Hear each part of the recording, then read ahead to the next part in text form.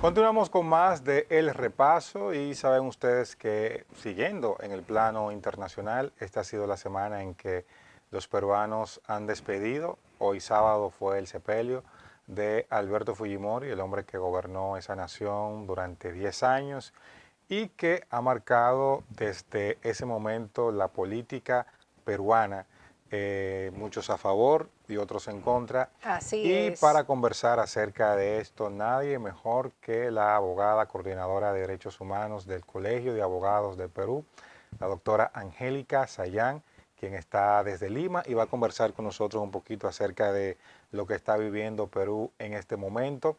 Y luego de darle la bienvenida, me gustaría saber, doctora, ¿se esperaba la muerte de Fujimori en este momento y cómo ha sido tomada esta partida en la clase política? Después de la muerte de Fujimori, considero que el Partido Fuerza Popular queda muy debilitado, por cuanto arrastra pues un legado de corrupción generalizada, el tráfico ilícito de armas y los sobornos a parlamentarios para obtener victorias electorales. Recordemos que su ascenso al poder se basó en una promesa de mano dura contra la violencia y la corrupción, un discurso que marcó una pauta porque la población pues estaba cansada de la inestabilidad política y el terrorismo. Sin embargo, lo que comenzó como una promesa se convirtió en una pesadilla para miles de peruanos. Fujimori, bajo el pretexto de combatir el terrorismo, instauró un régimen autoritario que se caracterizó por la violación sistemática de los derechos humanos, la corrupción desenfrenada y la impunidad. Su gobierno, conocido como el Fujimorismo, dejó una huella sangrienta en la historia del Perú, una historia que no podemos olvidar. Tras su caída del poder en el año 2000, Fujimori fue extraditado al Perú para ser juzgado por los crímenes cometidos durante su gobierno. En el año 2009 fue condenado a 25 años de prisión por los delitos de homicidio calificado, secuestro agravado y lesiones graves, casos de violación de derechos humanos, incluyendo asesinatos, desapariciones forzadas, torturas y detenciones arbitrarias. Según la Comisión de la Verdad y la Reconciliación, más de 20.000 personas fueron asesinadas durante el conflicto armado interno y miles más fueron desaparecidas y torturadas. Doctora Angélica Sayán, nos gustaría saber cuál sería el futuro de Fuerza Popular y de Keiko Fujimori. Luego de la muerte de Fujimori, debemos mirar hacia adelante, hacia un país de paz, prosperidad y unificación nacional para el desarrollo humano. Por eso es muy importante no olvidar nuestra historia para que no se vuelva a repetir. ¿Qué tan en serio se tomó el anuncio reciente de él ser candidato en el 2026? Otro punto sobre el modelo económico que dejó al Perú le hizo pues ganar adherentes y opositores. Los economistas destacan que el cambio de Carta Constitucional en el año 1993 fue fundamental para el desarrollo del Perú en los últimos 30 años y explican que su vigencia ha asegurado pues que no se repita la hiperinflación de los años 80, ¿no?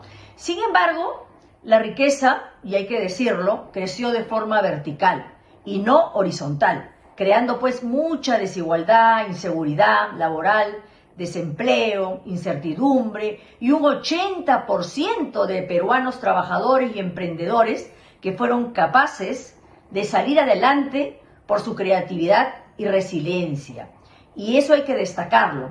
Hoy en día nuestro país requiere justamente de los tres actores válidos, la persona, el Estado y la empresa, que puedan caminar en una dirección correcta para que podamos lograr la unificación nacional para el desarrollo humano. ¿Qué podemos decir de la misión? ¿Deja un legado de más luces que sombras o más sombras que luces? ¿Cómo lo podemos definir, doctora Angélica Sayán? En nuestro país existen pues sentimientos encontrados tras el fallecimiento de Alberto Fujimori, quien dejó de existir este 11 de septiembre a los 86 años de edad, a las 6:10 de la tarde, tras una lucha muy fuerte que tenía contra el cáncer. Su deceso dejó pendiente una millonaria deuda por concepto pues, de reparación civil en nuestro país, de aproximadamente 57 millones de soles. Alberto Fujimori, quien fue condenado por crímenes de lesa humanidad y violación de los derechos humanos, hasta el día de su muerte dejó sin efecto distintos casos judiciales por los que fue acusado. Sin embargo, la Procuraduría Pública especializada en delitos de corrupción publicó al término del año 2023 que el padre de Keiko Fujimori tenía una deuda millonaria con el Estado. Sí, doctora, gracias. Y ya para finalizar, nos gustaría saber qué tan fuerte es en Perú el fujimorismo. Nuestros países de América Latina y del mundo debemos buscar la unidad, la paz, la prosperidad, unir fuerzas para lograr ese bienestar general que aspiran todos nuestros países de América y del mundo. Gracias, amigos de República Dominicana. Un abrazo muy fuerte para ti, mi querida Lucy, mi querido Israel, y siempre pueden contar con nosotros desde Lima, Perú. Muy agradecido. Angélica Sayán para todos ustedes. Muy buenas las explicaciones y cuántas luces ha aportado sobre este tema que ha captado la atención internacional durante todo este fin de semana. Sí. El expresidente peruano falleció el pasado miércoles en la noche, fue sepultado este sábado y hemos visto todas las escenas de dolor y la polémica que ha generado su partida, los actos fúnebres, la polémica alrededor del luto nacional que decretó la presidenta Dina Boluarte, así que han sido muy buenas. Y que, claro, también se le hizo un funeral de Estado, por el decreto presidencial de Dina Boluarte. Y hay que mencionar también que Fujimori estuvo aquí en el país negociando en el 1997 con el gobierno dominicano del entonces presidente Leonel Fernández, la salida de la embajada del Japón en Perú, la salida de los revolucionarios que ocuparon esa embajada hace unos años, y finalmente vinieron aquí unos cuantos terroristas. Claro, es lamentable decirlo, pero estuvieron aquí fruto de una negociación que se hizo con el presidente Alberto Fujimori en aquella ocasión. Y cabe señalar que Leonel Fernández subió al gobierno en el 96, ¿verdad?